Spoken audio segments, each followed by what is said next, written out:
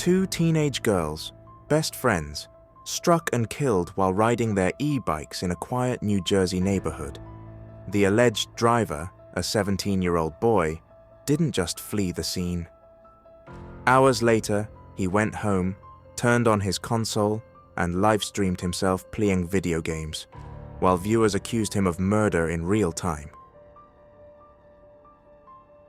Welcome to Echoes of Crimes, where we uncover the darkest mysteries, the most shocking crimes, and the chilling truths that hide in plain sight. From cold cases and unsolved mysteries to the crimes making headlines right now, nothing is off limits. Every detail, every twist, every chilling clue, we bring it all to light. So lock your doors, dim the lights, and get ready, because what you're about to hear may keep you up at night. This is the story of Maria Neotis and Isabella Salas, and of the teenager now facing 2 counts of first-degree murder. A story of obsession, stalking, and tragedy.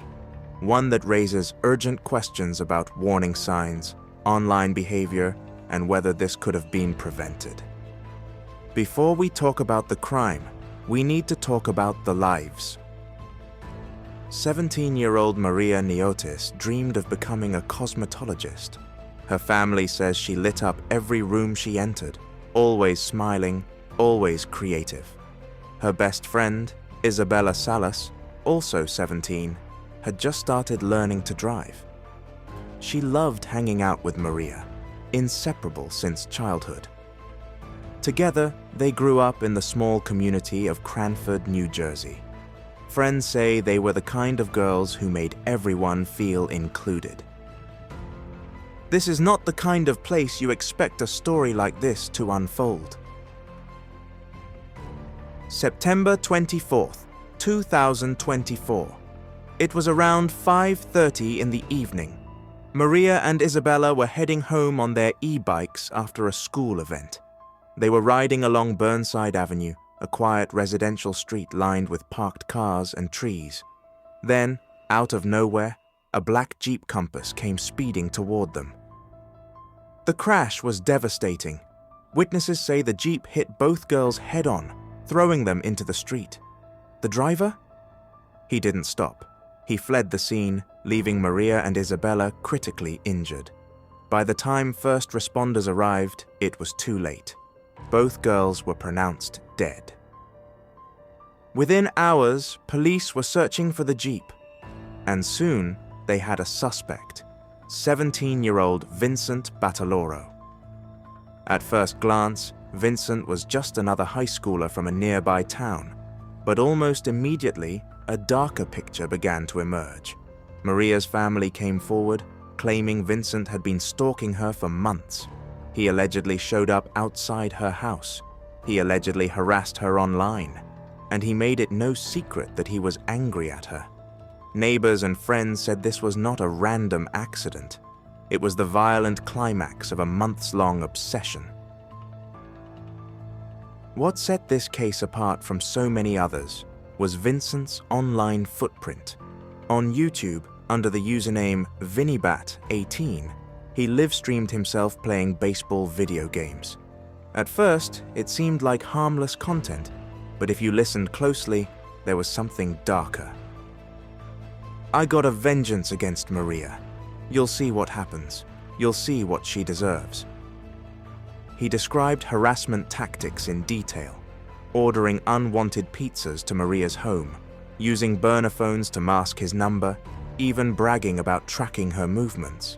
And then, just hours after the crash, Vincent allegedly went live again. In the chat, viewers accused him directly. "You killed my best friend." Others demanded answers, but Vincent never denied it. In a neighboring town, unfortunately, 2 girls were killed in a hit-and-run crash. I wish my sincerest condolences. There's more to the story, but I can't talk about it yet. At one point, he even said, "If you don't see me streaming for a little bit, you'll understand why." To police, these streams weren't just disturbing, they were evidence, proof of intent, proof of obsession, and proof of a chilling lack of remorse. Vincent Bataloro was arrested and charged with 2 counts of first-degree murder, but because he's only 17, the case enters complicated legal territory.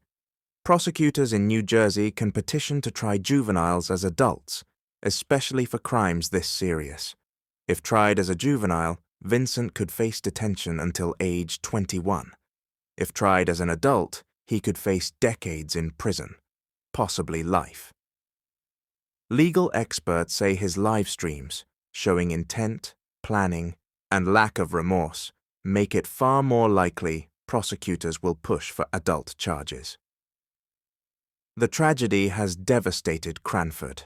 Maria's uncle called Vincent a psychopath, saying the family repeatedly warned authorities about his stalking.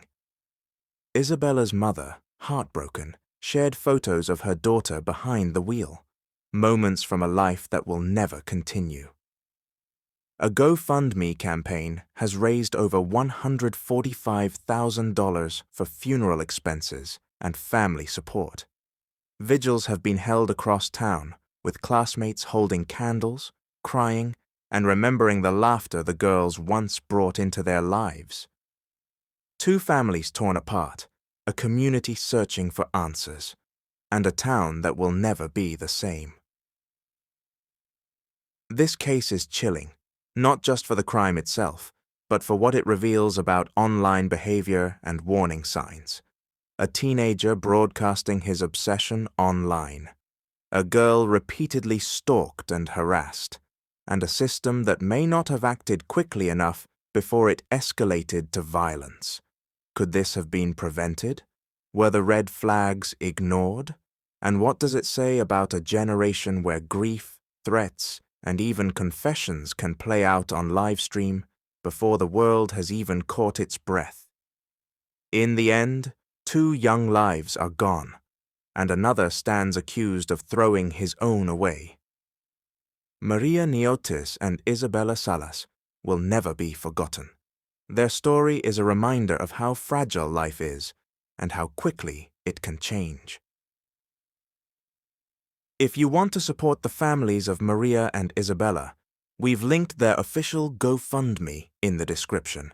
Please take a moment in the comments to honor their memory.